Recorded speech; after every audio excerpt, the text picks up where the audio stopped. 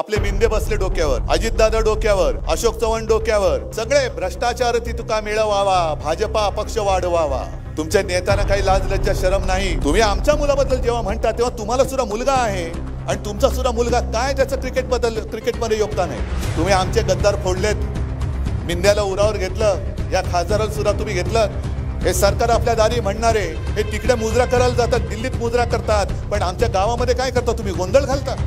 ची दुर्दशा करणारे तुमचे दोन बाप दिल्लीत बसलेत, त्यांना पुन्हा तिसऱ्यांदा आम्ही निवडून देणार नाही. आणि 2.5 वर्ष तुमचं टरबूज असेल, पपई असेल, कोण असेल तो असेल, कलिंगड असेल, तो मुख्यमंत्री झाला असता. पण एकूणच भारतीय जनता पक्षाची काय अवस्था झाली मला भारतीय जनता पक्ष कार्यकर्त्यांचं समजू शकतो, सहनही होत नाही, सांगताही येत नाही, अशी त्यांची हालत आहे. आणि आता तर एवढे सगळे बाजार बुणगे त्यांच्या माथी बसतायत, उपरे सगळे, आपले मिंदे बसले डोक्यावर, अजितदादा डोक्यावर, अशोक चव्हाण डोक्यावर, सगळे भ्रष्टाचार तितुका मिळवावा, भाजपा अपक्ष वाढवावा. तुमच्या नेत्यांना काही लाज लज्जा शरम नाही. दुसऱ्यांचे पक्ष फोडतायत, दुसऱ्यांचे रेडीमेड नेते घेत आहेत. अरे जगातला एवढा मोठा पक्ष पण तुमच्याकडे साधे नेते नाहीत आणि म्हणे आम्ही 400 पार होणार. कसे होणार 400 पार? आत्ता सत्ता पडू दे, 4 टाळकी जरी तुमच्या सोबत आली तरी मी म्हणत खूप कमाई केली तुम्ही आयुष्याची. काल अमित शाह बोलले की मोदीजी परत आले तर घराणेशाही संपवणार. अरे घराणीच्या घराणी तुम्ही उद्ध्वस्त करतायत, शेतकऱ्याची घराच्या घरं उद्ध्वस्त करतायत, घराणेशाही संपवणार. आणि पुढे ते असं म्हणाले की शरद पवारांना त्यांच्या मुलीला महाराष्ट्राचं मुख्यमंत्री करायचंय आणि उद्धव ठाकरेंना त्यांच्या मुलाला महाराष्ट्राचं मुख्यमंत्री करायचंय. शरद पवारांनी उत्तर दिलं की ते म्हणाले माझी मुलगी लोकसभेला उभी राहते, मुख्यमंत्री व्हायचं असेल तर विधानसभेला उभं राहायला पाहिजे. नाही एवढं त्यांना कळत नाही, एवढे आंधळे झालेत, सत्तांधळे. आणि मला माझ्या मुलाला मुख्यमंत्री करायचं असेल तरी जनता ठरवेल ना, मतं दिली तर तो मुख्यमंत्री होईल, पण आमची कोणाची तशी स्वप्न नाही आहेत. पण महाराष्ट्राचा मुख्यमंत्री व्हायचं, ज्याला कोणाला व्हायचं असेल तो जनता ठरवणारी आहे.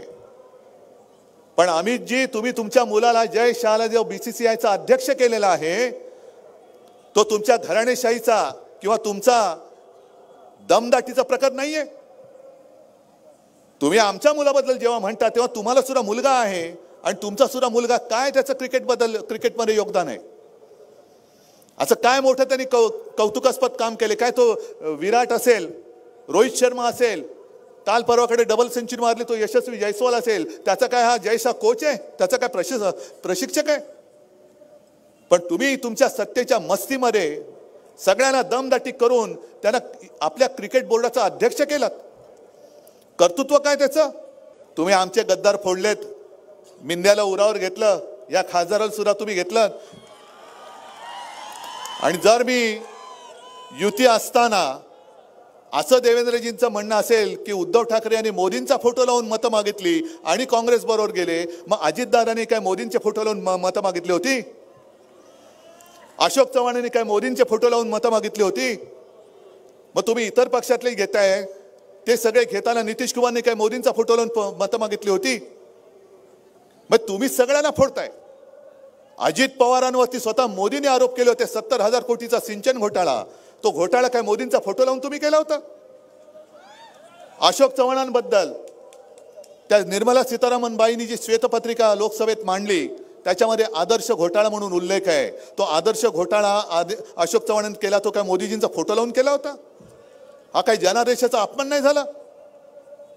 पण तुम्ही केलं तर सगळं काही चालतं आणि आम्ही केलं तर ते नाही चाललं. म्हणजे तुम्ही काय वाटेल ते गोमूत्र प्यायला तरी ते धर्म आहे आणि आम्ही पाणी पाहिलं तरी अधर्म आहे.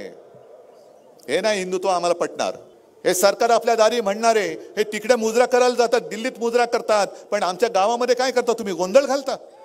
महाराष्ट्र हा नेहमी संकटामध्ये देशाला दिशा दाखवतोय, त्याची दुर्दशा करणारे तुमचे 2 बाप दिल्लीत बसलेत, त्यांना पुन्हा तिसऱ्यांदा आम्ही निवडून देणार नाही हा निश्चय करून आपल्याला रस्त्यावरती उतरावं लागेल. आणि भाजपवाल्यांनी सुद्धा ठरवायचंय, RSS वाल्यांनी सुद्धा ठरवायचंय. अरे आत्ताच तुम्हाला किंमत देत नाहीयेत, आत्ताच तुम्हाला बाहेरने जे बाजार बुणगे येतात त्यांच्या सतरंज्या उचलायला लावतायत. तिसऱ्यांदा जर का तुम्ही मेहनत करून यांना निवडून दिलात, जे येऊ शकत नाहीत, तर तुम्हाला सतरंजीच्या खाली सुद्धा ते जागा नाही ठेवणार, फेकून देतील गटारामध्ये. मला जे काय वचन दिलं होतं त्यानुसार 2.5 वर्ष शिवसेनेचा मुख्यमंत्री झाला असता आणि 2.5 वर्ष तुमचा टरबूज असेल, पपई असेल, कोण असेल तो असेल, कलिंगड असेल, तो मुख्यमंत्री झाला असता. आता तुम्हाला 5 वर्षात काय मिळालं? सगळ्यांना फोडाफोडी करून उपऱ्यांना डोक्यावरती घेऊन तुम्हाला नाचावं लागतंय.